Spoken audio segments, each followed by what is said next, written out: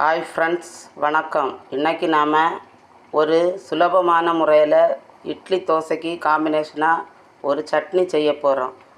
அதுக்கு முதல்ல தேவையான அளவு தண்ணீரை எடுத்து கொதிக்க வைக்கணும். சட்னி செய்வதற்கு தேவையான பொருட்கள்: தேவையான அளவு தேங்காய், 4 சிறிய வெங்காயம், 3/4 ஸ்பூன் மிளகாய் பொடி, தேவையான அளவு பரலுப்பு.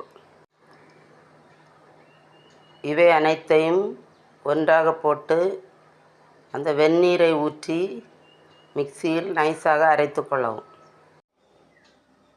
மிக்சியில் அரைத்த தேங்காயை தேவையான அளவு தண்ணீர் சேர்த்து வேறொரு பாத்திரத்தில் எடுத்துக்கொள்ளவும்.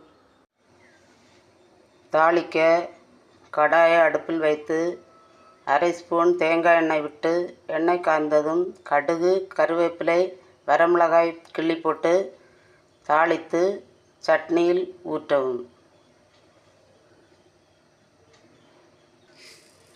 எண்ணெய் காய்ந்தவுடன் கடுகு,